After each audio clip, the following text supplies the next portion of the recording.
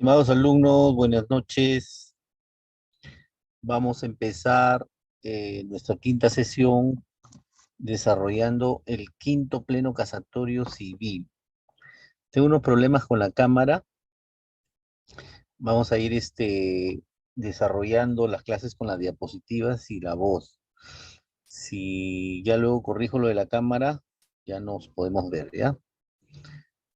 Entonces, vamos a desarrollar el día de hoy las ideas centrales, las ideas del Pleno y las ideas críticas respecto al Pleno, en este caso del quinto Pleno Casatorio Civil. El quinto Pleno Casatorio Civil se refiere a la impugnación de acuerdos asociativos, es decir, cuando existe una persona jurídica de derecho privado que se llama asociación, ¿cierto? Cuando hablamos de una asociación, es viable, es posible que se formulen impugnaciones asociativas, es decir, de los acuerdos que se tomen en la Asamblea General, ¿cierto?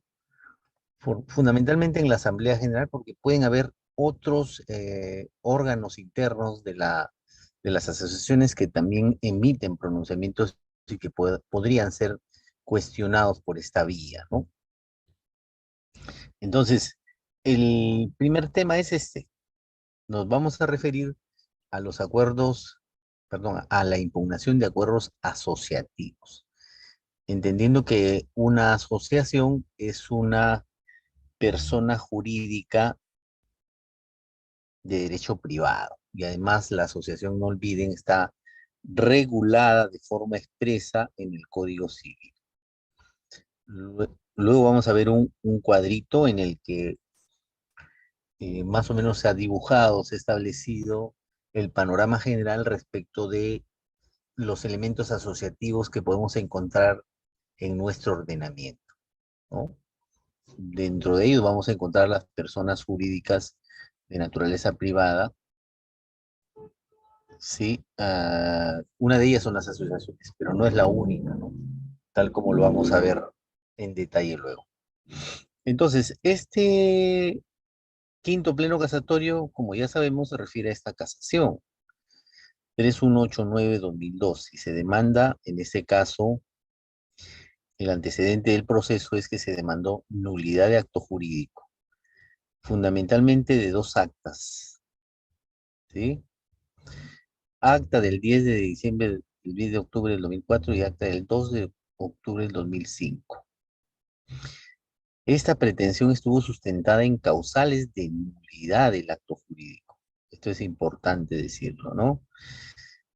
Y las causales eran falta de manifestación de voluntad y simulación absoluta. Y también se postuló, en este caso, se entiende de forma accesoria la nulidad de los asientos registrales que se produjeron como producto de estos acuerdos, ¿no? Del contenido de estas actas. Los hechos centrales que involucraban el elemento fáctico de la demanda, para este caso en particular, era que no se habría producido ningún tipo de, no se habría producido ningún tipo de acta, hay inexistencia de actas, es decir, que las actas fueron inventadas, y además que se había nombrado a una persona como presidente de la asociación cuando éste no pertenecía a la asociación, no estaba en los padrones, ¿no? Y además mencionaba que había inconcurrencia de asociados, ¿sí? Por eso es que se habla de simulación del acuerdo, ¿cierto? Simulación absoluta de este acuerdo. En la versión del demandante, lo que se produjo fundamentalmente son acuerdos simulados, que no hubieron participantes o que hubieron irregularidades que denotaban la falta de manifestación de voluntad y la simulación absoluta, ¿no? Entonces, este es fundamentalmente la situación que nos presenta el quinto pleno casatorio. La demanda fue declarada fundada y en segunda instancia se revocó y se declaró improcedente.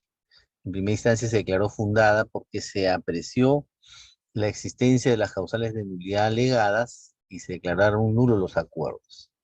Pero al subir en apelación, la sala señaló que la demanda no debió estar sustentada en las causales de nulidad que tienen un plazo de prescripción de 10 años, sino que deberían estar sustentadas en las causales del artículo 92, que además tienen un plazo muchísimo menor, ¿cierto? De 6 meses y de 3 meses, dependiendo si el acuerdo que se está impugnando fue inscrito o no. Entonces, por ahí tenemos una clarísima diferencia, ¿no? Entonces, este es el antecedente del caso. Para entrar en contexto debemos ver esto, ¿no? ¿Quiénes son las personas jurídicas en general o las asociaciones? Así también le llaman asociación de personas, de cómo se podrían asociar, ¿no? Aquí tenemos un cuadrito que nos ayuda a entender más o menos entre personas jurídicas sin finalidad económica y personas jurídicas con finalidad económica. Y hay un error en este cuadro, donde se dice sin, en el segundo nivel, para abajo, dice sin, ahí debería ser con finalidad económica, ¿no? ¿Qué personas jurídicas no tienen un fin de lucro, para decirlo así? Son las asociaciones, fundaciones, ahí dice funciones y comités, ¿sí? Estas están reguladas por el Código Civil y obviamente este precedente judicial se refiere a las asociaciones que están reguladas en el Código Civil.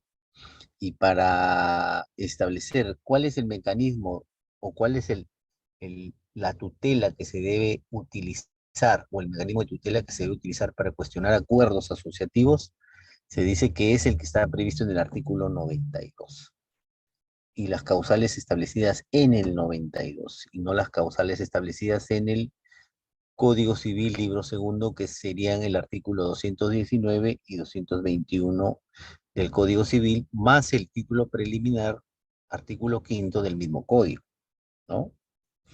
Entonces, por aquí tenemos a las sociedades civiles, sí, con fines de lucro o finalidad económica. Tenemos a las sociedades mercantiles, Ley General de Sociedades, a las cooperativas, Ley General de Cooperativas, y a las empresas individuales de responsabilidad limitada, ¿no? 4 regímenes distintos de asociación de personas, ¿no? Las que están en el segundo orden obviamente tienen finalidad lucrativa, finalidad económica. Nacen para lucrar, para obtener ganancias. En cambio, las primeras tienen fines diferentes, ¿no es cierto? Una asociación o una fundación o un comité, ¿no? Asociación de padres de familia, por ejemplo, ¿no? Una asociación que haya configurado un mercado. En fin, hay un montón de ejemplos que podríamos dar como asociación. Entonces, la idea de este cuadro es que se pongan ustedes en contexto para saber que el quinto pleno casatorio se refiere a las personas jurídicas privadas establecidas o reguladas en el Código Civil. Y concretamente se refiere a aquellas eh, personas jurídicas de derecho privado reguladas en el Código Civil, como son las asociaciones, ¿estamos? Porque este pleno se refiere únicamente a asociaciones porque es, digamos, la persona jurídica de derecho privado regulada en el Código Civil que tiene mayor regulación y mayor uso, en la que se toman además acuerdos de gran envergadura, podría decirse así, ¿no? A diferencia de las fundaciones y los comités.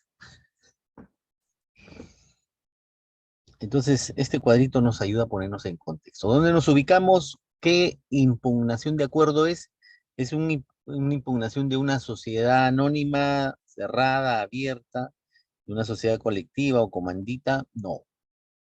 esos acuerdos, perdón, la impugnación de esos acuerdos, la nulidad de esos acuerdos están regulados concretamente en la ley de sociedades. No están reguladas en el Código Civil. Hay un régimen distinto, apartado. Por eso son sociedades mercantiles frente a estas personas jurídicas sin fines de lucro, como podría ser las asociaciones, ¿no? Repito, las impugnaciones mm, de personas jurídicas que tienen fines de lucro, como las sociedades mercantiles, tienen un régimen separado, tienen un régimen especial que está regulado concretamente en la Ley General de Sociedades. Y las impugnaciones de las asociaciones están regulados en el artículo 92 del Código Civil. Esa es la lectura que tenemos del tema, pero ya ahí nos ponemos en contexto con esto, ¿eh? Y ese es el famoso artículo 92, ¿no? Sobre la base de este artículo se ha desarrollado el pleno, ¿sí? El punto central de discusión en este pleno casatorio es el artículo 92. ¿Estamos? Entonces, ¿qué nos dice el artículo 92? Por aquí tenemos el derecho de impugnación de aquellos miembros que integran la asociación. ¿Y cómo se llaman estos? Asociados. A diferencia de una sociedad mercantil que se llaman socios, ¿no? Los asociados tienen el derecho de impugnación, pero las causales para impugnar estos acuerdos están señaladas en este artículo como aquellas situaciones que violenten o que violen las disposiciones legales o estatutarias. Es decir, cualquier disposición legal que se haya violentado con un acuerdo asociativo o cuando el acuerdo asociativo vulnera alguna, algún artículo del estatuto, alguna norma estatutaria, ¿no? Son aquellas que están contenidas dentro del estatuto.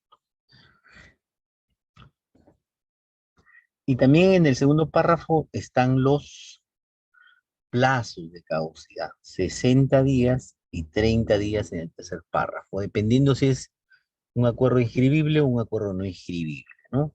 Y luego, ¿quiénes están legitimados a demandar, ¿no? El socio concurrente, siempre que deje constancia de su oposición al acuerdo; el socio no concurrente, ¿no es cierto? Aquel socio que haya sido expulsado; y aquellos que hayan sido privados de emitir su voto, ¿no? Por alguna razón no pudieron votar y se les privó de esta atribución que tienen los asociados, ¿no? En la Asamblea General. Entonces ese es el contenido más o menos de lo que estamos desarrollando, ¿no? Ahora, luego se habla de una intervención facultativa, ¿no? Esta es una intervención facultativa, de acuerdo a lo que señala nuestro código. Dice: cualquier asociado puede intervenir en el juicio a su costa para defender la validez del acuerdo. Ah, esta puede ser una intervención asociativa, perdón, facultativa, pero también podría ser entendida como una intervención coadyuvante, ¿no? Porque alguien se incorpora al proceso y defiende la posición de uno de ellos. ¿Cuál es la posición que debería defender un asociado? Es la posición de la asociación. En ese entendido, si un asociado es el que impugna el acuerdo, el demandado debería ser la asociación. Pero si alguien que sí votó a favor de ese acuerdo quiere incorporarse para defender el acuerdo, debería ser ingresado, y me parece que podría ser una situación de intervención coadyuvante, ¿no?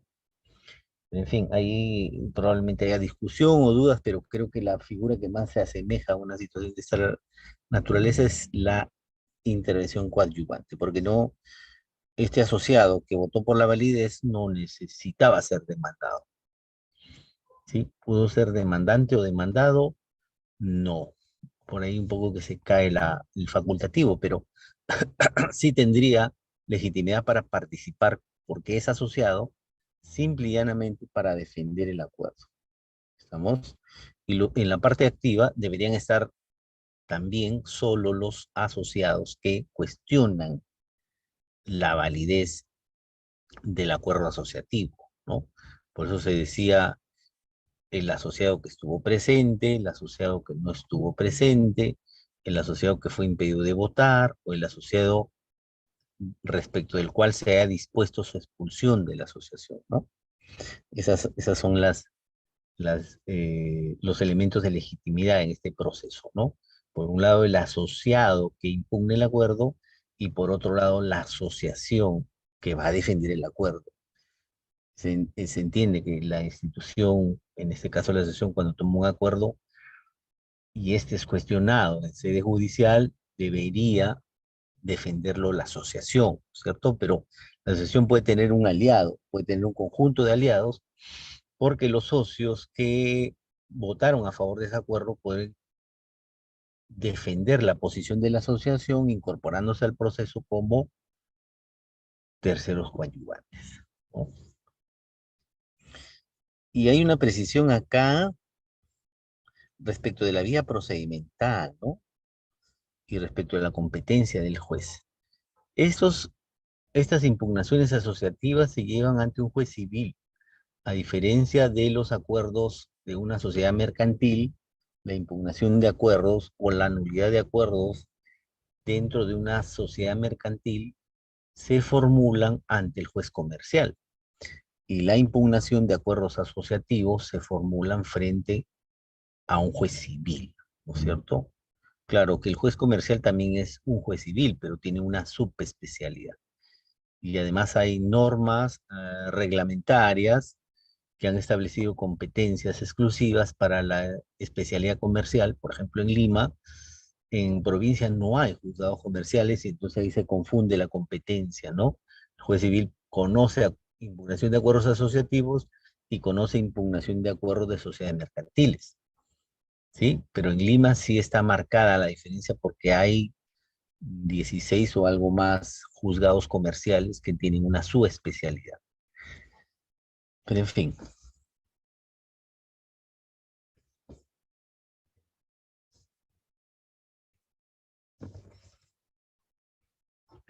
como ideas relevantes también, como temas relevantes para esta temática,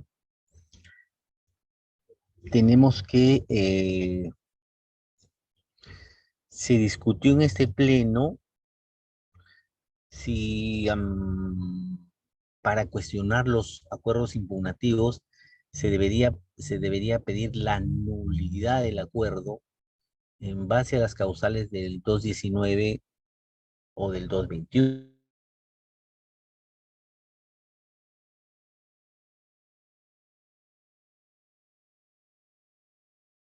O estos acuerdos asociativos eh, pueden estar establecidos dentro de las causales del Código Civil, es decir, del artículo 92. ¿Cuáles son las causales que están establecidas en el artículo 92? Ya lo habíamos leído por acá al comienzo, ¿no? Las causales están dentro del primer párrafo, son violación a disposiciones legales o violación a disposiciones estatutarias, ¿no? Entonces, eh, ¿qué se dice en este? Luego vamos a ver en las reglas esto con más precisión. ¿Qué se dice en el pleno? Eh, Hay que hacer un pie de página aquí para explicar el panorama que hubo antes de este pleno casatorio. En realidad, cuando habían acuerdos asociativos, los asociados aparentemente utilizaban dos vías diferentes, pero no necesariamente excluyentes, sino que a veces inclusive eran concurrentes, ¿no? Por un lado, el asociado A pedía la nulidad del acuerdo asociativo, la nulidad del acuerdo asociativo, sustentándola en las causales de nulidad del 219, como es este caso, donde han planteado nulidad del acto jurídico por las causales de falta de manifestación y simulación, ¿no? Entonces, y otro asociado se iba al Poder Judicial y demandaba la impugnación de ese acuerdo asociativo pero sustentado en las causales del artículo 92 del Código Civil. Entonces había una discrepancia, ¿no? Porque los asociados aparentemente tendrían dos vías, ¿no? No se olviden que el plazo de caducidad del artículo 92 es corto en relación al plazo de la nulidad del 219, que es un plazo bastante largo, bastante amplio, ¿no? Cuando hay una demanda de nulidad, lo que hay que controlar es el plazo, y es un plazo de prescripción de 10 años, ¿sí? Cuando postulamos una causal del 219, el plazo de prescripción es largo, 219 del Código Civil y 2001 del Código Civil también, donde están los plazos. Y ahí dice que las demandas de nulidad tienen un plazo de prescripción de 10 años. En cambio, en el artículo 92 hemos visto que el plazo es súper corto. Normalmente los plazos de caducidad son súper cortos. Y entonces, cuando hablamos de el plazo establecido en el artículo 92, obviamente nos estamos refiriendo a un plazo de caducidad. Y ahí la ley es clara porque señala que el plazo del 92 es de 6 meses desde que se tome el acuerdo o 3 meses desde que se inscribe el acuerdo, ¿no? Entonces, eso pasaba en la práctica. A veces al asociado se le pasaba porque el plazo es cortísimo, mientras concurría el abogado, mientras discutía con el abogado a ver qué se hacía, el plazo se le vencía, y una vez que estaba vencido el plazo, lo que hacía es postular una demanda de nulidad de acto jurídico, pero ya no sustentando su demanda o su pretensión en el artículo 92, sino en el 219. Entonces, esa situación es la que proliferó en el ámbito judicial. Entonces, la razón de ser de este pleno es darle orden a todas esas circunstancias que se habían generado donde un asociado se iba a la nulidad del acto jurídico porque el plazo es amplio, y otros se iban a la nulidad del acuerdo asociativo utilizando el artículo 92, donde el plazo es bastante corto, ¿no?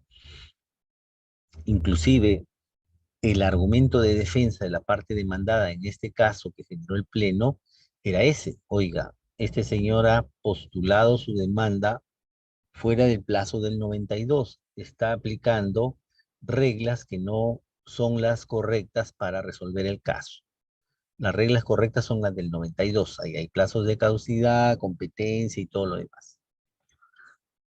Y este señor ha postulado una demanda cuando ya ese plazo está vencido, y se ha demandado una impugnación de acuerdo asociativo fuera de los plazos establecidos en la ley. ¿Estamos? ¿Qué dijo la Sala Superior? Ratificó esta posición del demandado al revocar la sentencia que venía fundada y declaró improcedente la demanda. Obviamente no debemos olvidar que si el artículo 92 establece plazos, estos son plazos de caducidad. Y como ya sabemos, los jueces pueden pronunciarse en relación a la viabilidad de una pretensión si es que ésta está afectada o no en el plazo para postularla ante el órgano jurisdiccional. Y aquí la sala dijo que, como era aplicable el artículo 92 para la impugnación de acuerdos y la demanda se había presentado fuera de este plazo, la demanda resultaba improcedente. Eso es lo que generó el pleno en realidad, ¿sí? Esa discrepancia respecto de ¿qué utilizamos? Causales de nulidad del 219, las causales del artículo 92. ¿Qué utilizamos? ¿El plazo de caducidad del 92 o utilizamos el plazo de prescripción del 2001 respecto a la nulidad del acto jurídico? Entonces ahí es donde ha circulado la discusión en el Pleno sobre esta situación, ¿no?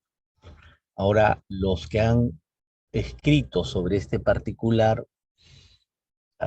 creen que el Pleno, consideran que el Pleno tiene algunas confusiones en relación a figuras de naturaleza sustantiva y más discusión o debate se genera cuando se relacionan con figuras o instituciones del derecho procesal, ¿cierto? La mayoría de plenos vinculan a ambas, digamos, a ambas esferas del derecho, ¿no? Por un lado, el derecho material y el derecho procesal. Sí, en este caso, el artículo 92 regula la impugnación de acuerdos asociativos, que es un aspecto sustantivo, pero también regula algunos aspectos procesales, ¿no? Por ahí vamos a ver la legitimidad, ¿no es cierto? Por ahí vamos a ver la competencia, por ahí vamos a ver la vía procedimental, entre otros, ¿no?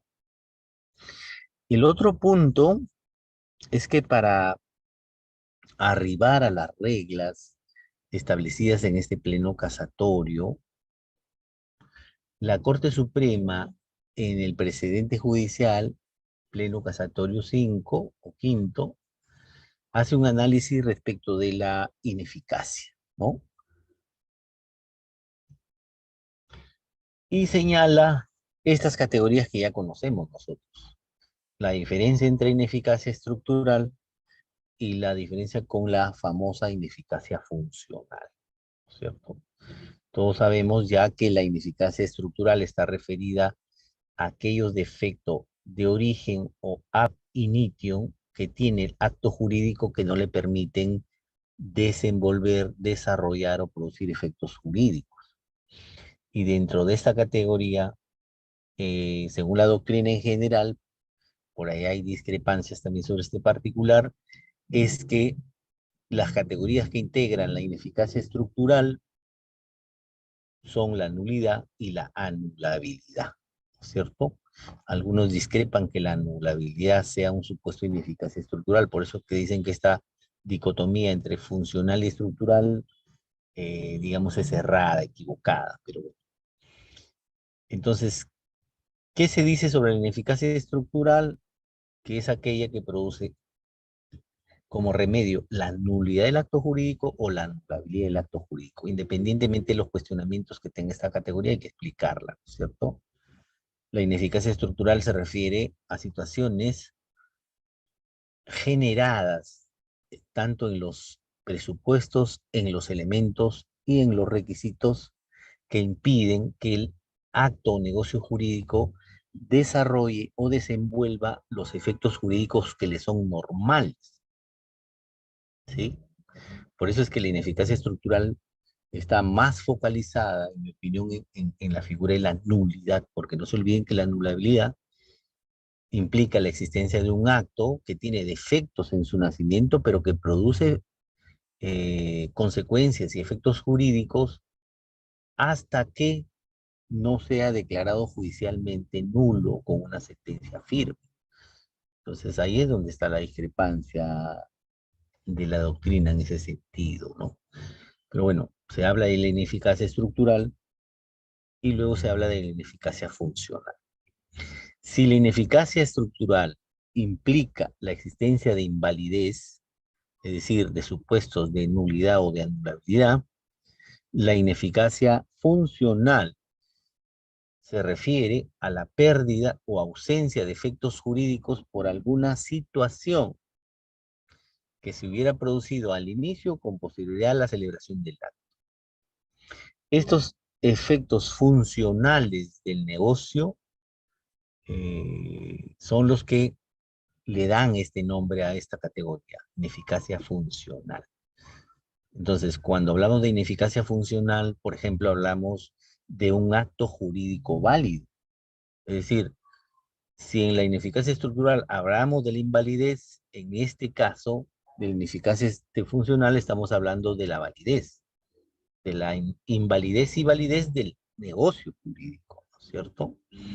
Pero en este caso, si partimos de la idea que se trata de un negocio jurídico válido, la situación anómala es que no produce efectos o deja de producir efectos, ¿no? Por ejemplo, cuando se produce la rescisión del contrato, cuando se produce la resolución del contrato. En el caso de la resolución es más fácil entender lo de la ineficacia funcional, ¿no es cierto? Porque el contrato nace válido y cuando nace el incumplimiento y se resuelve el contrato deja de producir efectos jurídicos. ¿Estamos? Y cuando deja de producir efectos jurídicos, se ha producido lo que conocemos como ineficacia funcional. ¿Sí? El establecer condiciones suspensivas o cualquier tipo de acuerdo entre las partes que evite que el negocio jurídico produzca efectos jurídicos es catalogado como un supuesto de ineficacia funcional, diferente al de la ineficacia estructural, porque en teoría la ineficacia funcional no permite que el negocio jurídico produzca efectos, salvo el cuestionamiento de la anulabilidad de la que estábamos hablando, ¿cierto? Entonces, estas categorías son desarrolladas. ¿Y con qué propósito, con qué finalidad? Justamente para determinar la naturaleza jurídica de la pretensión cuando se postula una pretensión de impugnación de acuerdo asociativo. ¿Qué se debe pedir? ¿La nulidad o la ineficacia? ¿Cierto? Por ahí la ineficacia en sentido general es que el, el acuerdo asociativo no produzca ningún efecto jurídico, ¿no? Pero bueno, ahí hay algunas discrepancias también y críticas en relación a la naturaleza jurídica que debería dársele a esta pretensión que es postulada dentro de un proceso de impugnación de acuerdos asociativos. Y después también se hace algunas situaciones muy interesantes respecto de los métodos de interpretación, las antinomias, y se establece de alguna forma la diferencia entre disposición y norma, ¿no? Por ahí aparece citado Guastini, que desarrolla ideas de Tarello, ¿no? Para poder diferenciar entre disposición y norma, ¿no? Esto con el propósito de ingresar al plano de la interpretación de disposiciones normativas, ¿no es verdad? Entonces, ¿qué tenemos ahí? ¿Qué tenemos ahí? Cuando hablamos de disposición y norma en las ideas de Guastini, ¿no? La disposición es una norma jurídica en concreto, puede ser un artículo del Código Civil, puede ser una ley, puede ser una cápite de algún artículo del Código Civil o de cualquier otra norma, ¿cierto? El derecho objetivo, para decirlo así, focalizado en alguna disposición normativa en concreto, el artículo 240 del Código Procesal Civil, el artículo 250 del Código Civil, el artículo 50 de la Ley General de Sociedades. Esa es la disposición. Por eso hablamos más que de norma, en estos criterios se habla de disposición, disposición normativa, ¿no? Entonces, la disposición es esa. ¿Cuál es la norma entonces? La norma es la interpretación a la que se llega respecto del análisis interpretativo que se hace de una disposición. Y aquí obviamente eh, los métodos interpretativos en este pleno están presentes, obviamente, porque se ha trabajado con el método sistemático y el método teleológico para llegar a determinar, conforme lo señala el pleno, que en este caso debe aplicarse para la impugnación de acuerdos asociativos el artículo 92 y no el 219 del Código Civil, ¿no? Entonces, por un lado, tenemos un artículo que va a ser interpretado. Esa es la disposición. Y por otro lado, tenemos el resultado de la interpretación. ¿Cómo le llamamos al resultado de la interpretación? Le denominamos norma, ¿sí? Entonces, si el artículo 92 ha sido interpretado y la interpretación tiene un sentido determinado, a esa interpretación, a ese sentido interpretativo que se le ha dado a ese artículo, el 92 del Código Civil, le denominamos norma, ¿cierto? Y ahí salen a traslucir las ideas de Guastini, cuando diferencia entre disposición y norma. Y obviamente, esta dicotomía está relacionada fundamentalmente a la interpretación de disposiciones normativas, ¿no? Cuando se hace interpretación de disposiciones normativas, se puede utilizar esta dicotomía de la que estamos hablando, entre el artículo tal, disposición, y la interpretación de ese artículo que sería la norma. El trabajo final del sujeto que interpreta, en este caso el juez, debería ser entendido como norma. Fíjense que normalmente utilizamos la norma para identificar el artículo de una ley, de un código, etc. Este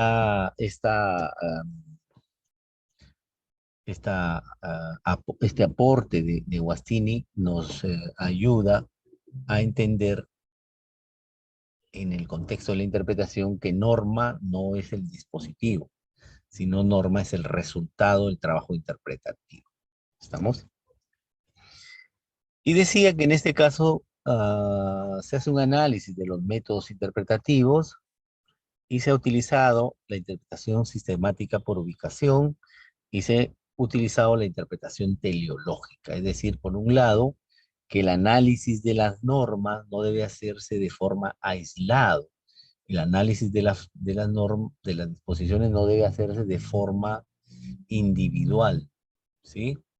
Sino que deben interpretarse tomando en cuenta la totalidad del ordenamiento jurídico. Y obviamente aquí se presentaba una especie de antinomia entre el artículo 92, que establece plazos para el cuestionamiento de esos acuerdos o la impugnación de acuerdos asociativos, y la forma en cómo se debería postular la pretensión, es decir, basada en qué causales, ¿no? Por un lado se hablaba del 219 y por otro lado se habla del artículo 92, ¿no? Entonces, se hace referencia también a la antinomia y deberíamos indicar que la antinomia es una anomalía del sistema jurídico, ¿no? Es una falencia que tiene el sistema jurídico porque es posible encontrar disposiciones normativas que regulan el mismo supuesto de hecho, pero en forma contradictoria. A eso le llamamos antinomio, ¿cierto? La colisión de dos normas en su contenido cuando ambas regulan el mismo supuesto de hecho, regulan el mismo fenómeno de la realidad, ¿sí? Entonces, cuando un juez encuentra que la norma A le dice debes ir por la izquierda y la norma B, que se refiere al mismo supuesto y le dice que debe ir por la derecha, el juez tiene que elegir cuál de las dos normas es la que va a preferir aplicar. ¿Por qué? Porque ambas son incompatibles. ¿Estamos? Y cuando las disposiciones normativas presentan incompatibilidad, son contradictorias, porque se refieren a un mismo hecho, pero con un camino diferente, con un resultado diferente, de lo que estamos hablando es fundamentalmente de las antinomias, ¿no? ¿Cuáles son los criterios que sirven para resolver estos elementos contradictorios que aparecen entre dos disposiciones normativas? Por ahí encontramos a la jerarquía, a la especialidad y a la temporalidad. La que se ha aplicado, como ustedes ya saben, es en este caso la forma de solución de esta antinomia es que se ha aplicado el principio de especialidad, ¿sí? Y el principio de especialidad, en este caso, ha señalado concretamente, utilizando la interpretación sistemática y teleológica, y el principio de especialidad para la solución de esta antinomia, es que el artículo 92 es el que debe primar frente al 219 del Código Civil, ¿sí? Y cuando se postula una pretensión de impugnación de acuerdos asociativos, debe utilizarse necesariamente el artículo 92 y no otro artículo. Y en consecuencia, cuando se haga impugnación de acuerdos asociativos, todas las situaciones que aparecen descritas en la disposición legal, artículo 92, deberían ser cumplidas, ¿cierto? Las causales, el plazo, la legitimación, la competencia del juez, la vía procedimental. Por ejemplo, el 92 dice que la vía procedimental para la impugnación de acuerdos asociativos es abreviada. Sin embargo, en el caso en particular, cuando Se ha demandado el caso en particular, formulando la nulidad de los acuerdos, se ha postulado la vía procedimental del conocimiento, ¿no? Del proceso de conocimiento. Entonces ahí hay una situación que ha sido encaminada por el Pleno, ¿no? El Pleno ha dicho, oiga, si usted quiere cuestionar acuerdos de una asociación, tiene que remitirse al artículo 92. En el 92 están todas las situaciones que usted debe saber para formular la impugnación de estos acuerdos asociativos.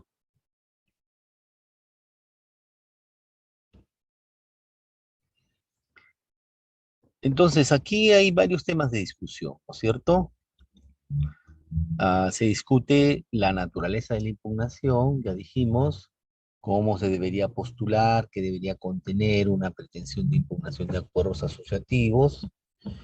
También tenemos la aplicación del principio de especialidad, que en el Pleno se ha dicho que utilizando la interpretación sistemática y teleológica sumada a lo que nos dice el principio de especialidad cuando existen antinomias, debería ser el artículo 92 el que prime para el cuestionamiento de acuerdos impugnativos. ¿Estamos?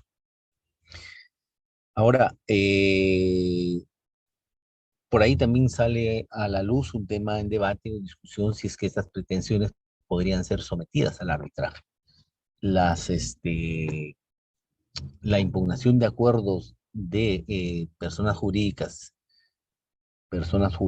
de, con fines de lucro, le hace Ley General de Sociedades, en sus estatutos sí podrían poner dentro de sus estatutos que la impugnación de sus acuerdos se vean en un proceso arbitral, en un proceso arbitral. Entonces, se discute en la doctrina si eso mismo se puede trasplantar, se puede llevar a la impugnación de acuerdos asociativos, ¿no? Si es que en el estatuto se puede establecer una regla de esa naturaleza, ¿no? Y también se discute qué pasa con los terceros afectados con los acuerdos asociativos, porque fíjense que los terceros quedan afuera de este pleno casatorio, porque ¿quiénes son los sujetos legitimados? Primero, el que concurrió a, a la reunión donde se tomó el acuerdo, ¿sí? ¿Quién es el asociado concurrente, pero necesita, para poder demandar la impugnación de este acuerdo, tiene que haber dejado constancia de su oposición? Si ese asociado que acude a la Asamblea General vota a favor, no tendría legitimidad para demandar la nulidad del acuerdo, ¿no es cierto? Por eso la ley señala que, oiga, usted va a cuestionar el acuerdo como concurrente a esa asociación, tiene que reservarse en esa asociación su derecho a cuestionar, su oposición al acuerdo, es decir, no votar a favor. ¿Estamos? Y luego la legitimidad también está para aquellos que no concurrieron. Obviamente, si no están en la Asamblea General, no pueden oponerse a la toma del acuerdo, pero también estarían legitimados. Luego vienen aquellos que se les impidió ejercer el derecho de voto. Y luego vienen aquellos que fueron expulsados dentro del acuerdo de la Asamblea General. Todos estos cuatro, según el Pleno, deberían tener la condición de legitimados, activos, ¿cierto? Personas que están legitimadas para demandar la impugnación de acuerdos asociativos de acuerdo al artículo 92. Y entonces, en esta línea de pensamiento, nos damos cuenta que están quedando fuera los terceros que podrían ser perjudicados con el acuerdo asociativo. Entonces también se plantea la posibilidad de que se abre el abanico de posibilidades en relación a la legitimidad y que en algunas circunstancias especiales se permita que los terceros puedan también ejercer una situación de esta naturaleza. Pero eso ya va a depender del caso en particular y del análisis que haga el juez en relación a los sujetos legitimados, obviamente, ¿no?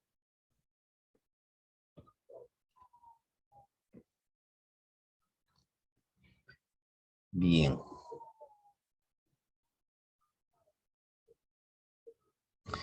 Veamos ahora las reglas, ¿eh? Veamos las reglas que ha generado este pleno casatorio.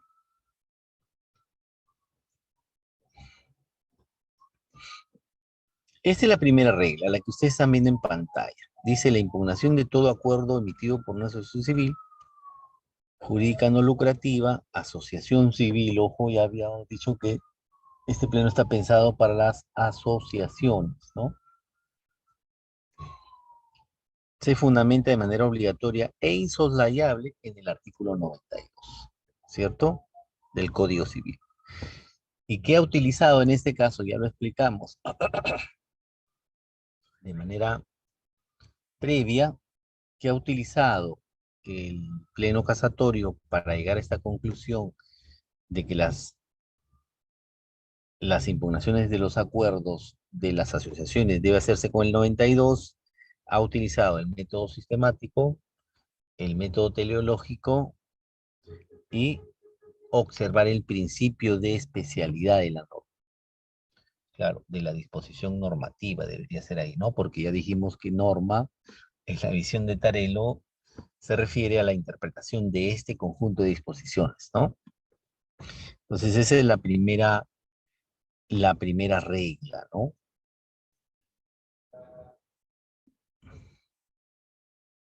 La primera regla del Pleno obliga, tal como se señala, a fundamentar de manera obligatoria e insoslayable. Es decir, hay un mandato imperativo en esta regla del Pleno. Tú, cuando cuestiones la impugnación de un acuerdo asociativo, no podrás salir de ninguna forma del artículo 92. ¿Sí? Esta regla es importante y se condice con todo lo que estamos mencionando con antelación.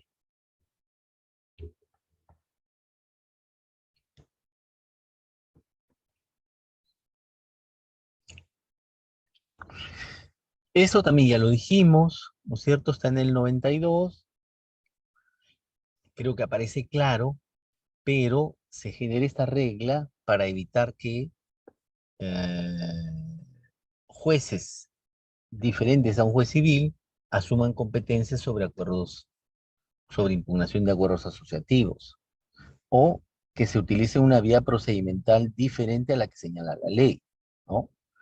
Aquí ni la parte ni el juez pueden adecuar la vía procedimental a la que ellos consideren la necesaria, a la más adecuada, a la que se ajusta más a la pretensión. No, no es posible hacer eso.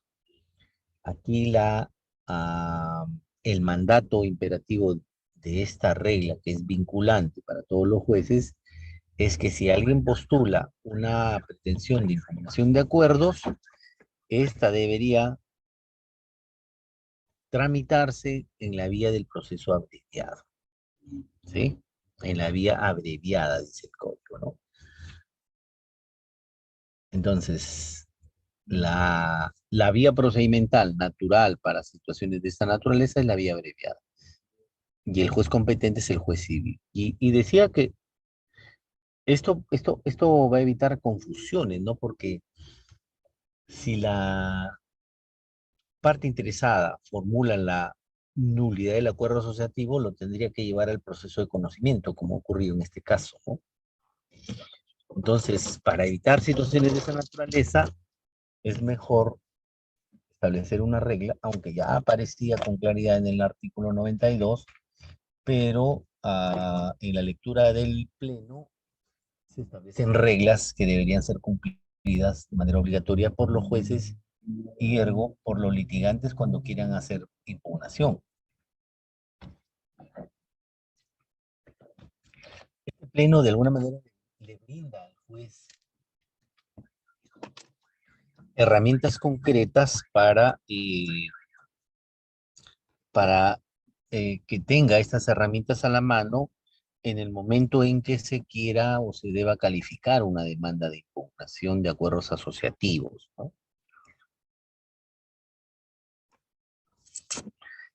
Y nos habíamos referido a los sujetos legitimados, ¿no es cierto? los sujetos legitimados en un proceso son el demandante y el demandado. Pueden haber terceros que aparecen legitimados, pero el proceso cuando se inicia tiene un demandante y un demandado.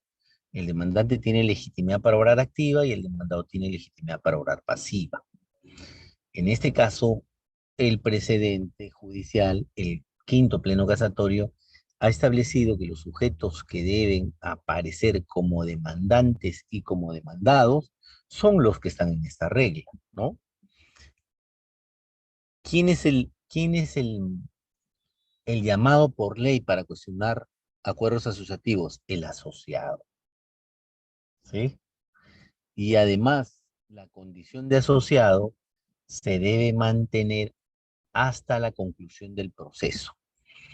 Esta condición es necesaria porque si yo dejo de ser asociado, pierdo, digamos, interés en relación a lo que se va a resolver. Si ya no formo parte de esa asociación, ya no tendré ningún tipo de afectación concreta, directa o evidente, ¿sí? Porque dejé de ser asociado por alguna razón. Sin embargo, repito, la condición sine qua non que debe tener quien formula la impugnación del acuerdo es tener la condición de asociado, ¿no? Pero ahí no termina la cosa, ¿cierto? La legitimidad está determinada por situaciones determinadas. Por eso se dice, ¿no? Si el asociado concurre, necesita una condición sine qua non. No solo la de asociado, sino que debe dejar constancia de su oposición, le hace votar en contra del acuerdo, no estar en concordancia con la decisión que se está tomando, sino estar en una posición contraria. Obviamente, si yo estoy en una posición contraria como asociado, voto en contra y dejo constancia de una oposición, probable que haga alguna alocución, alguna intervención verbal y que conste en acta donde no estoy de acuerdo con ese acuerdo, valga la redundancia, no estoy eh, de acuerdo, no manifiesto mi voluntad en sentido positivo para que se tome un acuerdo de esta naturaleza. Eso automáticamente le abre las puertas a aquel que dejó constancia de su posición para que no se pueda, perdón, para que se pueda formular la demanda de impugnación de acuerdos asociativos. Son fundamentalmente los sujetos llamados al cuestionamiento de los acuerdos asociativos.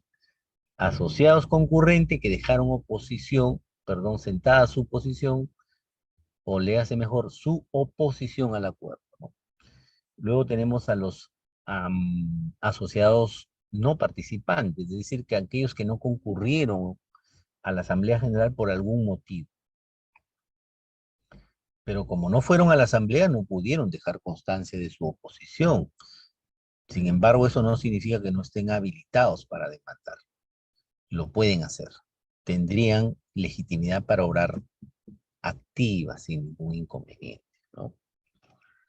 Luego, ya habíamos dicho aquellos que fueron privados de emitir su voto y también aquellos asociados que fueron expulsados de la asociación. Entonces, en este último caso es evidente, ¿no es cierto? Yo puedo salir expulsado de la asociación, significa que dejé de ser asociado, ¿no?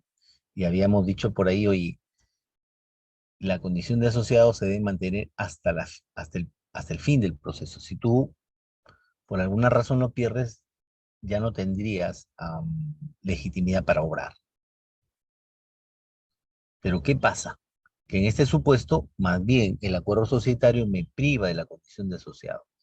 Pero yo quiero pelear esa situación, ¿sí? Porque considero que fui expulsado de la asociación de forma incorrecta, de forma indebida. Me dijeron, oiga, usted debe sus aportes como asociado y no los pagó, y en consecuencia, de acuerdo al artículo tal del estatuto, usted debe ser expulsado de la asociación.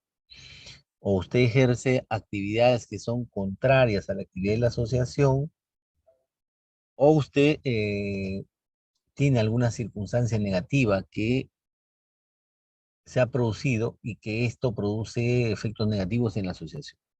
Qué sé yo, pueden haber varios supuestos ahí, ¿no? Pero la idea es que al sujeto por una causal concreta lo expulsa. Entonces, este expulsado tiene legitimidad para obrar pese a que ya no es asociado, ¿sí? Ya no es asociado y justamente la idea de este sujeto que no es asociado es que él pueda cuestionar en la vía de impugnación del acuerdo asociativo su, su reintegro, su reposición, que lo vuelvan a poner en la condición de asociado. Esa sería la idea al impugnar un acuerdo de esta naturaleza, ¿cierto?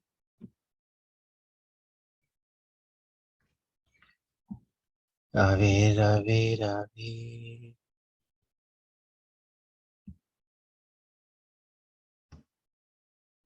¿Qué tenemos?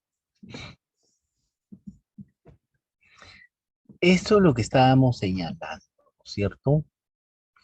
Oiga, si usted es asociado, tiene que elegir un solo camino.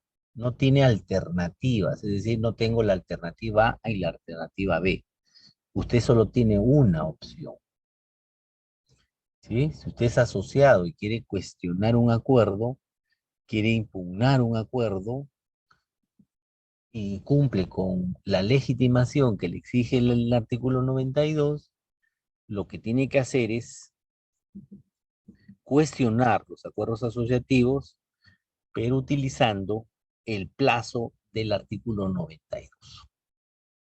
No utilice el plazo de las pretensiones que están reguladas o sustentadas en el libro segundo del Código Civil. ¿Cuál es el libro segundo del Código Civil? El libro de actos jurídicos. Y como ya dijimos, ahí está la nulidad, y la nulidad, si es que se demanda de esta naturaleza, tiene un plazo de prescripción, no de caducidad, como es el del 92, que es bastante amplio. El plazo de nulidad es de 10 años y el plazo de caducidad del 92 es de 6 meses de tomado el acuerdo o 3 meses desde su inscripción.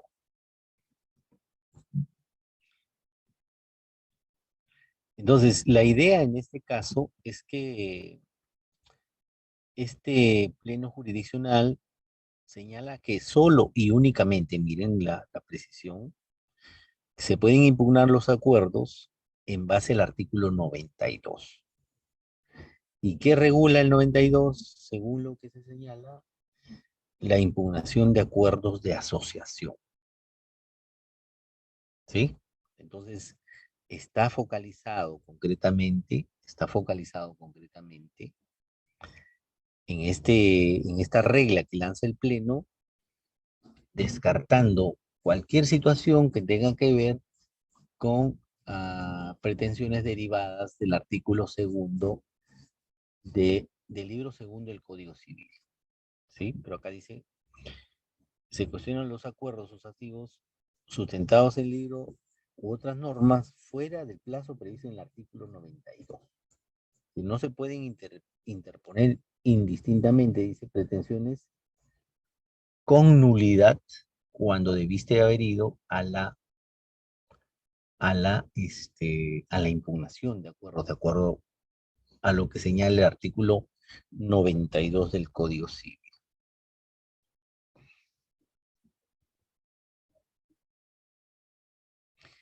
Y esta regla es mucho más clara en relación a los plazos de caducidad, ¿no?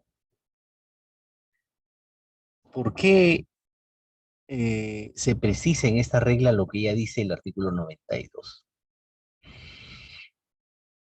Tiene una razón de ser y lo vamos a ver en la siguiente diapositiva, que está la regla final del pleno casatorio.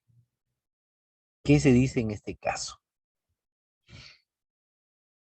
Que el artículo 92 tiene dos plazos de prescripción y quien quiera cuestionar un acuerdo asociativo debe utilizar esos plazos y no cualquier otro plazo. Si hay regulados otros plazos, como por ejemplo cuando se postula la nulidad del acuerdo asociativo sustentado en el 219, el plazo sería distinto, ¿no es cierto? Y en la práctica, antes de este pleno, como no habían reglas claras, como habían decisiones contradictorias, algunos se iban a la nulidad y cuando les decía el demandado al juez, oiga, excepción de caducidad, este señor ha postulado una demanda fuera del plazo del artículo 92. ¿Qué decía el juez? No, acá lo que se ha postulado es la nulidad, ¿sí? En base al 219, el 219 tiene causales de nulidad y las causales de nulidad de acto jurídico tienen un plazo de prescripción de 10 años. Y se terminaba desestimando ese argumento si es que fuera formulado como excepción de caducidad o fuera formulado como un mecanismo de defensa. ¿Estamos? Entonces, de alguna manera, esta regla del pleno pone un orden en este sentido, ¿no? Ya el juez no va a tener ninguna duda cuando tenga que calificar demandas de esta naturaleza o tenga que resolver las excepciones de caducidad, no sé, a veces de prescripción, porque a veces los litigantes se equivocan a través de sus abogados y no saben diferenciar entre caducidad y prescripción y de repente dicen prescripción. Obviamente el juez va a evaluar la situación y va a determinar en base a este pleno si la demanda se ha presentado dentro del plazo que está señalando el pleno, 60 o 30 días. ¿Sí? La, la, ah, a ver, un segundo, un segundo.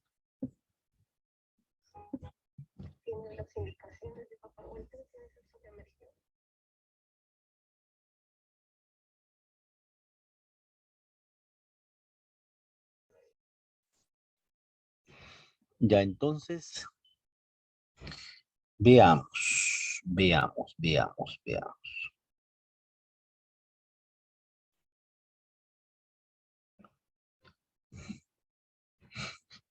Esta es una situación bien interesante. Tiene esta última regla del pleno, tiene situaciones interesantes de naturaleza civil y procesal civil. ¿Estamos? Dice, el juez que califica una demanda de impugnación, es decir, estamos hablando de la postulación de una demanda de impugnación de acuerdos asociativos y estamos hablando del trabajo judicial, es decir, de el acto de calificación de demanda. ¿Qué pasa qué pasa si el juez ve que la demanda está sustentada en el libro segundo o en cualquier otra norma que pretenda cuestionar, ¿no? Por ejemplo, por ahí puede ser el artículo quinto del título preliminar del Código Civil, que también tiene lo que se conoce como la nulidad virtual, ¿cierto? Interés público y buenas costumbres. Dice, fundamentados en el libro segundo del Código Civil u otras normas que pretendan cuestionar la validez del acuerdo. Entonces, ya tenemos aquí el panorama. Calificación de demanda, perdón, postulación de demanda, calificación de demanda, y dentro de la demanda encontramos lo que se considera una pretensión sustentada en el artículo, perdón, en el libro segundo del Código Civil o en cualquier otra disposición normativa que establezca la invalidez del acuerdo, ¿no? ¿Qué debe hacerse? Dice el Pleno. Dice, de conformidad con el séptimo del título preliminar del Código Procesal Civil, siempre y cuando conforme al petitorio y fundamentos de hecho se cumplan los requisitos previstos en el 92, ¿sí?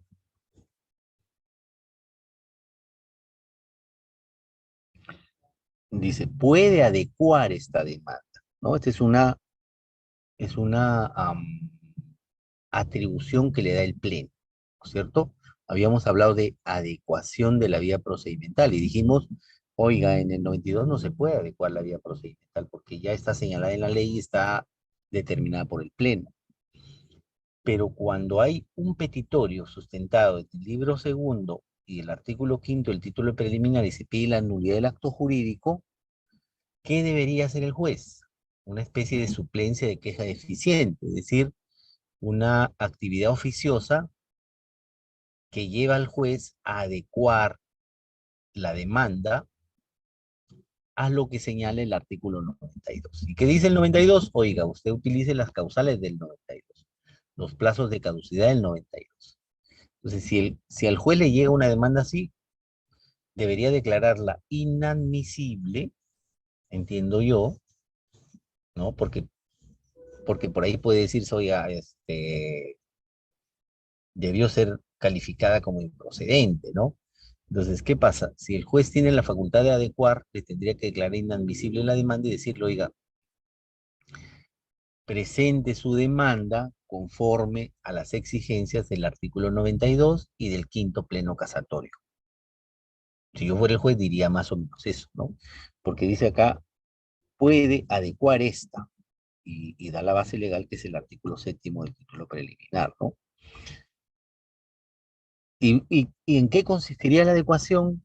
Fundamentalmente en que el interesado, el demandante, el sujeto legitimado, adecúe su demanda de acuerdo al artículo 92.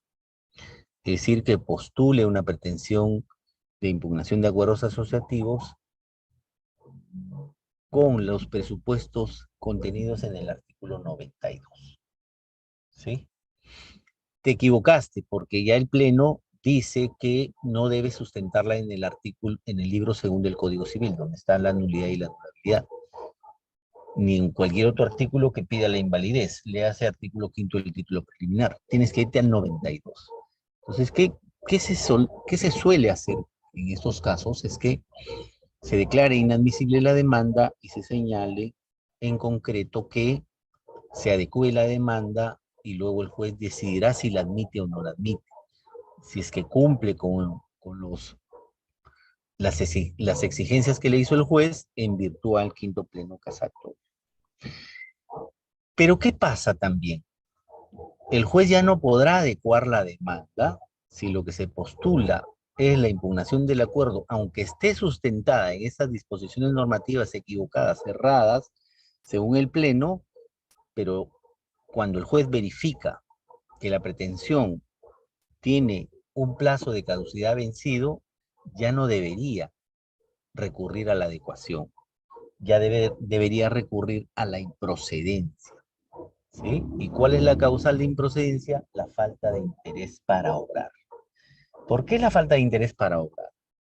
Porque obviamente la pretensión debió ser postulada dentro de los 60 días de emitió el acuerdo o 30 días de inscrito el acuerdo, inscrito en el registro, en los registros públicos, obviamente, ¿no? Entonces, lo que existe aquí es un supuesto de falta de interés para obrar. No es un supuesto de falta de legitimidad. Yo soy asociado, tengo legitimidad, pero ya no tengo interés actual, ¿no?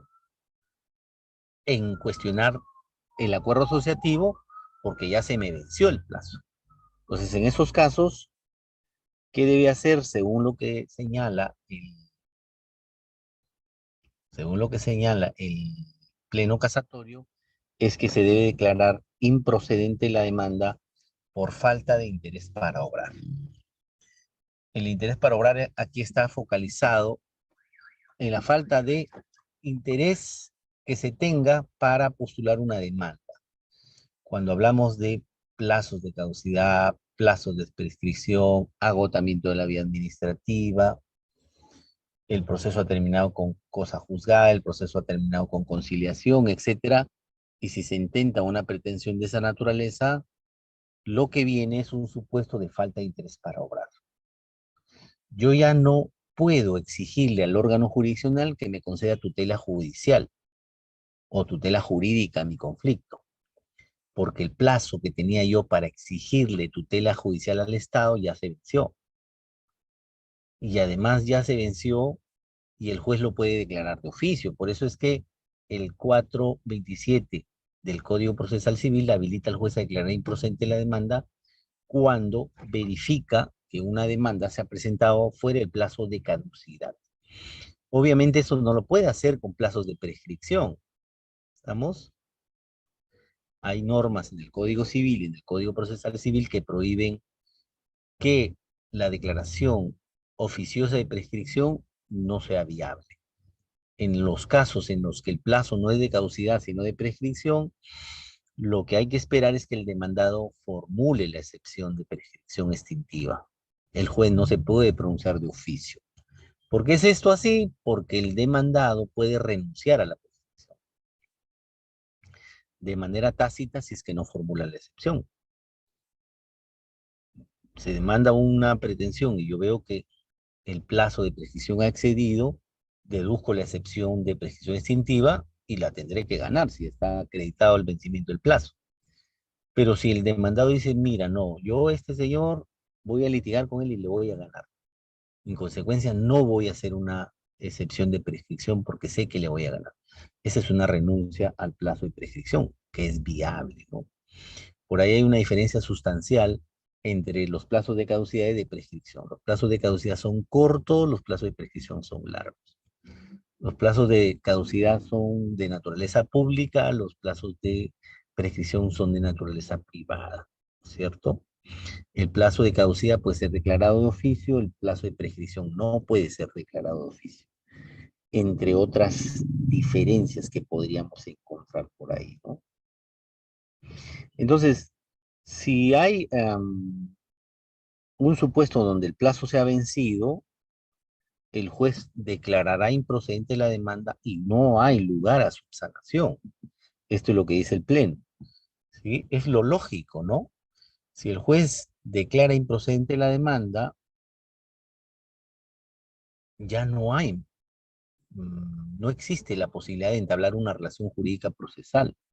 La improcedencia de la demanda liminar, porque esto es un supuesto de improcedencia liminar de la demanda, hace que el proceso no nazca, ¿no es cierto? Que no se dicte el auto admisorio. Y en consecuencia no va a haber emplazamiento. Lo que va a haber es una decisión en relación a lo que se postula con pronunciamiento del juez respecto de la inviabilidad por caducidad de la pretensión, en este supuesto, ¿no es cierto? Entonces, más o menos es lo que se podría decir en relación a este pleno, ¿no? Este pleno casatorio, repito, ha regulado lo que señala el artículo 92. Esta regulación concreta del artículo 92 ha terminado en un pleno porque habían posiciones diversas. Los asociados elegían una u otra vía, dependiendo de su conveniencia. Sobre todo la conveniencia sustentada en el vencimiento de los plazos. El abogado decía, no, no te preocupes porque ya no importa que el plazo de caducidad se pueda haber vencido si tenemos aún la vía del proceso de nulidad con el 219. Y el 219 tiene 10 años. Entonces, por un tema de seguridad jurídica no se puede dejar, por ahí hay ideas sobre esto en el Pleno, no se puede dejar que un acuerdo asociativo de una asociación que tiene que seguir caminando tenga un plazo tan largo, tan amplio de prescripción como es 10 años, ¿no? Entonces, más o menos esta es la idea en este Pleno, ¿no? Bueno, aquí nos vamos a quedar jóvenes, salvo que haya alguna pregunta y para eso consulto a nuestro anfitrión. Y disculpen el tema de que no ha habido cámara el día de hoy por las razones que ya les puse. Doctor, buenas noches. Le Hola, saluda Brian. Brian Robles, doctor, de Pucallpa. Hola, Brian. ¿Cómo estás? Doctor, tengo una consulta. Dígame. Doctor, el juez podría incurrir en delito de prevaricato si admite a trámite una demanda de nulidad de acto jurídico? Claro, está pretendiendo el acuerdo de una asamblea realizado, pues, fuera del plazo que establece el artículo 92 del Código Civil. Yo creo que no. Para empezar, el prevaricato es un delito, pero también a veces el prevaricato puede ser utilizado dentro de los sistemas de control del Poder Judicial o del Ministerio Público, ¿no? Pero ¿qué hay acá? Lo que hay detrás de esto es un precedente judicial. Y el precedente judicial genera reglas de cumplimiento obligatorio, es decir, que el juez no puede desvincularse salvo que tenga una motivación adecuada. y suficiente para desvincularse o dejar de lado el pleno. Si el juez quebranta las reglas del pleno y admite una demanda de impugnación sustentada en causales de nulidad, estaría quebrantando la disposición que se genera con esta regla de que solo debe hacerse de conformidad con el artículo 92. Probablemente luego hay que apelar de esa decisión y la sala la tendrá que revocar, ¿no? O pedir la nulidad del concesorio. No sé, me parece que la apelación sería lo más adecuado. O esperar al saneamiento, para que en el saneamiento el juez pueda retrucar, regresionar el proceso y decir que su demanda es improcedente por las reglas que aplican para el quinto precedente judicial respecto de impugnaciones normativas. No soy penalista, pero me parece que no cuadraría dentro de la aplicación indebida, incorrecta, antojadiza o aplicación de normas derogadas en una decisión judicial. Acá hablamos de un precedente. Salvo que entendamos que las reglas del precedente son disposiciones legales, cosa que no es así. ¿Puede haber responsabilidad disciplinaria? En mi concepto, sí, pero no sé si alcanza una situación de esta naturaleza para una responsabilidad penal. Muchas gracias, doctor. Doctor, otra pregunta. Usted ha señalado de que el artículo 92 de impugnación de acuerdo alcanza solamente a las sociedades. Según su criterio de A las usted, asociaciones. asociaciones, querido doctor. Doctor, también podría demandarse una nulidad de acto jurídico. Bueno, una impugnación de acuerdo es una comunidad nativa. No, no aplica para comunidades nativas. La No aplica. naturaleza jurídica de las comunidades nativas es distinta y además tienen disposiciones normativas especiales que regulan su actividad. Comunidades nativas, comunidades campesinas, tienen disposiciones normativas especiales a partir de la cual, si se emiten acuerdos en la Asamblea General de esas instituciones, deberían someterse a su ley especial. Por eso que hablábamos del principio de especialidad, ¿no? El 92 está pensado y por eso decía, oiga, no se olviden que este pleno solo funciona para asociaciones. No hay que salir de ahí. Y en consecuencia, y creo que esto ya lo han dicho varios entendidos en la materia, no aplica para las comunidades nativas o comunidades campesinas. Doctor, otra consulta. Y en caso de que una comunidad nativa usted pretenda impugnar el acuerdo, ¿cuál sería la vía? Yo creo que tendríamos que revisar la ley. No, no tengo la ley a la mano, no conozco la ley, nunca he visto una impugnación de comunidades campesinas, pero sí he visto que normalmente los acuerdos de las comunidades campesinas se formulan a través de la nulidad del acto jurídico. He visto yo la mayoría de demandas que se postulan como nulidad de acto jurídico sustentada en el MIP, en el 219 del Código Civil. Pero no sé si hay una vía especial, así como como el Código Civil tiene el 92, no sé si en la ley que regula las comunidades campesinas hay un artículo concreto en el que se diga cuál es la forma de impugnación, salvo que hay algún estatuto concreto en el que se diga o se señale cuál es el mecanismo que se deba seguir para cuestionar los acuerdos de comunidades campesinas. Pero sí he visto que a veces los asociados van a la nulidad porque el presidente dispuso de una parte de terreno que es intangible o lo cedió a otra comunidad o se lo entregó a un comunero, etcétera. Hay situaciones de esa naturaleza, ¿no? Más los conflictos en las comunidades campesinas son por disposición de tierras, ¿sí? O porque hay situaciones negativas en cuanto a quién es el presidente, quién es el secretario, si está legitimado para realizar actividades de disposición de bienes, si tienen inscrito su representación, etcétera, ¿no? Pero la mayor cantidad de conflictos que he visto de comunidades campesinas respecto a disposición de bienes es que usan el, el, la pretensión de nulidad de acto jurídico y no de impugnación de acuerdos. Por eso decía, oiga, no se vayan a equivocar de camino, esto sirve para las asociaciones. Si hay comunidades campesinas, debería regularse esa actividad por lo que dice la norma.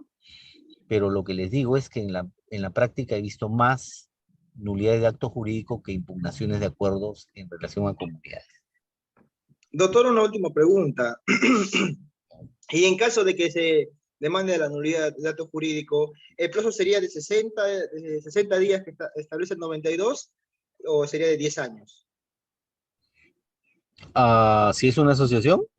No, si es una comunidad nativa. Usted está Ah, señalando que ha visto de que demanda yo creo nulidad de que si acto se jurídico. postula, por eso digo, hay que ir a la ley especial, que no la conozco, ¿sí?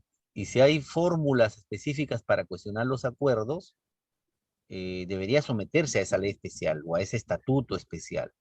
Pero si no las hay y la parte elige la nulidad, hay que ver cómo se defiende la otra parte, ¿no?